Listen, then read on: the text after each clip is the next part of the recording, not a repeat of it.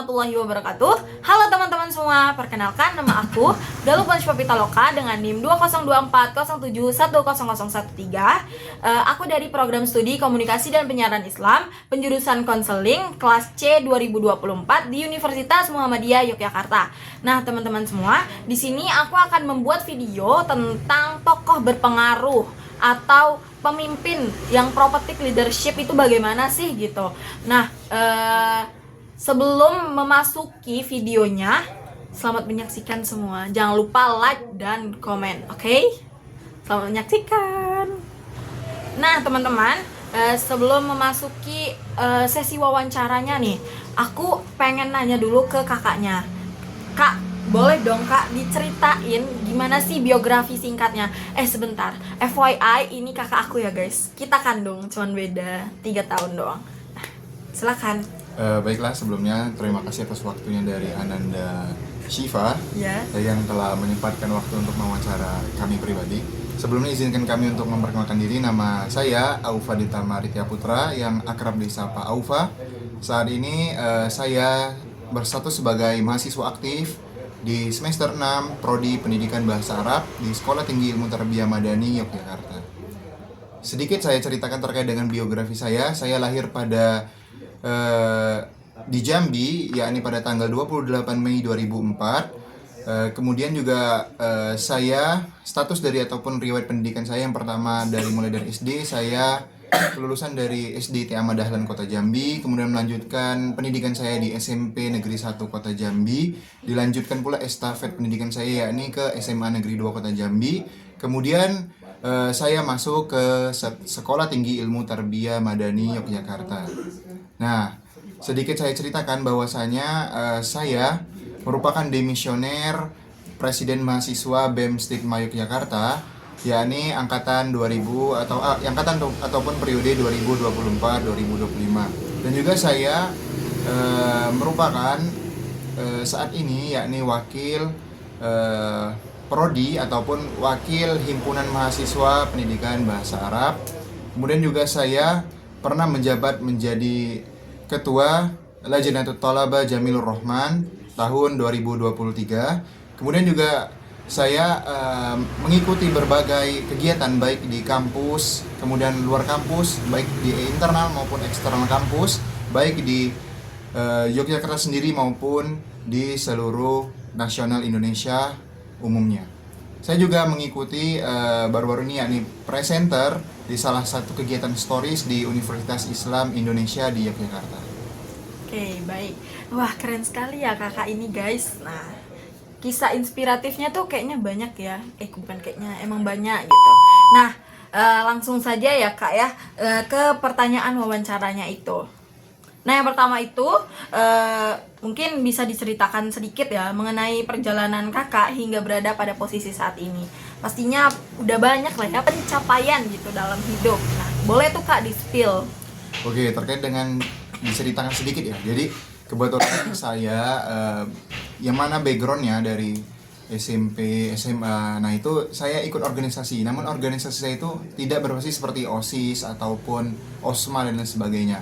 Nah, saya mengikuti yang namanya kegiatan ataupun organisasi yang namanya PKS. Jadi PKS itu Patroli Keamanan Sekolah yang backgroundnya itu berbeda dari organisasi kampus seperti BEM, kemudian mungkin HMPS ataupun HMJ dan sebagainya. Nah, kemudian ketika saya masuk ke suatu instansi perguruan tinggi ataupun bisa dibilang universitas, yang pertama yang saya rasakan mungkin ya agak sedikit kurang pede ataupun kurang yakin. Bisa nggak sih saya masuk ke dalam organisasi tersebut, kemudian mengajukan diri sebagai pemimpin di suatu organisasi itu. Nah, yang pertama pasti kita merasa yang namanya kurang percaya diri, kemudian merasa minder, merasa insecure akan diri kita. Namun percayalah teman-teman semua bahwasanya segala sesuatu yang kita pikirkan, segala sesuatu yang kita rasakan itu tidak akan pernah terjadi. Itu hanyalah sebuah angan-angan, sebuah hal buruk yang berada hanya dalam pikiran kita saja. Namun ketika kita mencoba untuk melangkah, mencoba untuk menggapai cita-cita, mencoba untuk meraih apa yang kita usahakan, semua dampak ataupun semua pikiran negatif yang kita rasakan tidak akan pernah terjadi kepada diri kita. So, hendaklah kita senantiasa berpikir positif akan segala hal yang belum terjadi pada hari ini. Oke, Masya Allah sekali ya quotes-nya teman-teman gitu. Oke, lanjut ya kak ya. Menurut kakak kira-kira nih, apa makna kepemimpinan yang baik itu seperti apa gitu? Oke, terkait dengan makna kepemimpinan ya. Sebagaimana mungkin teman-teman ketahui bahwasanya pemimpin itu ialah cerminan dari suatu organisasi tersebut. Jika pemimpinnya baik, maka organisasinya pun juga baik. Begitu pula sebaliknya, jika pemimpin itu buruk, maka organisasi tersebut dicap buruk oleh orang-orang ataupun oleh masyarakat yang menilainya. Nah, bagaimana cara menjadi seorang pemimpin yang baik? Yang pertama yakni mencoba memahami bagaimana hal yang hendak kita berikan kepada organisasi tersebut, kemudian hal apa yang bakal kita berikan kepada masyarakat, kepada negara kesatuan Republik Indonesia kita ini, kemudian dampak-dampak positif apa yang hendak kita berikan sebagai Gen Z ataupun sebagai generasi yang berada pada zaman ini. Nah, kadang teman-teman bisa kita lihat Gen Z ataupun kita sebenarnya kreatif teman-teman, sebenarnya pada pinter-pinter anaknya, namun kenapa banyak yang tidak sukses, banyak yang merasa minder, insecure dan sebagainya. Nah, itu semua karena pikiran mereka sendiri, karena overthinking yang mereka alami, kemudian juga karena rasa malas yang mereka rasakan, mageran dan lain sebagainya. Jadi untuk teman-teman semua hendaklah menghindari yang namanya rasa malas, kemudian overthinking berlebihan, kemudian juga hilangnya rasa percaya diri dan lain sebagainya. Oke, wah bagus sekali ya kak ya ternyata. Tuh teman-teman diperhatiin jangan sering overthinking, karena overthinking yang terlalu berlebihan itu tidak baik ya kak ya. Ya, benar sekali. Jadi buat kita semua kalau misalkan mau percaya diri ya percaya diri aja, nggak usah mikirin apa kata orang lain. Bener nggak kak? Iya. Oke benar. Terus lanjut ya kak. Nah kan kakaknya tuh termasuk mahasiswa yang aktif, terus juga pernah ikut BEM dan sebagainya gitu. Dalam menjalankan peran sebagai pemimpin dan tokoh berpengaruh, pastinya ada tantangan tuh kak. Apa sih kira-kira tantangan terbesar yang pernah kakak hadapi dan bagaimana cara mengatasinya gitu? Oke, baik-baik. Jika kita berbicara soal tantangan ya teman-teman. Nah, jadi kita selaku manusia, selaku seorang mahasiswa ataupun seorang yang berada di lingkup organisasi di suatu kampus, pasti tidak terlepas dari yang namanya masalah, dari yang namanya problematika. Nah, bagaimana cara kita untuk menyingkapi, bagaimana cara kita untuk memberikan solusi dari sebuah permasalahan tersebut? Yang pertama kita lihat dulu bagaimana masalah ataupun permasalahan yang berada di organisasi tersebut.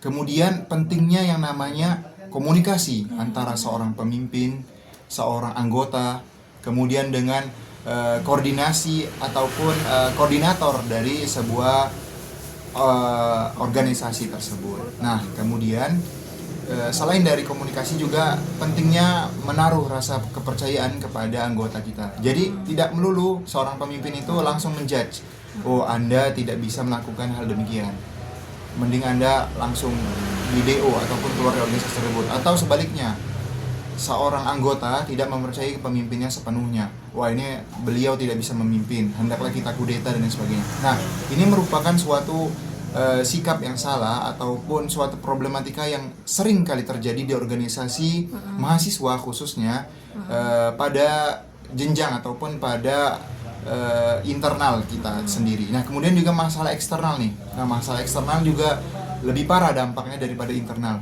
Mulai dari mungkin dari kampus lain, kemudian juga tekanan dari pemerintah kita saat ini, kemudian juga adanya kebijakan-kebijakan yang diberikan oleh kampus yang merugikan organisasi kita dan lain sebagainya.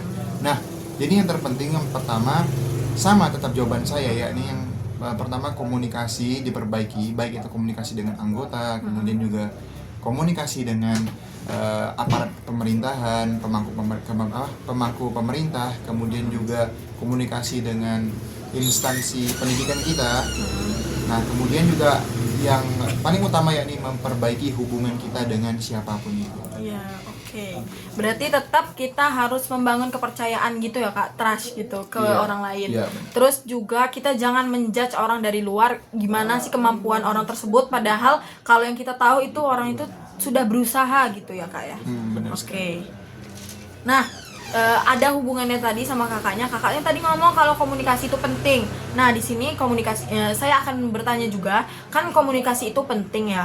Nah, kira-kira gimana sih Kak caranya kalau kakak berkomunikasi dengan masyarakat tentunya agar pesan tersebut tuh dapat tersampaikan dengan baik?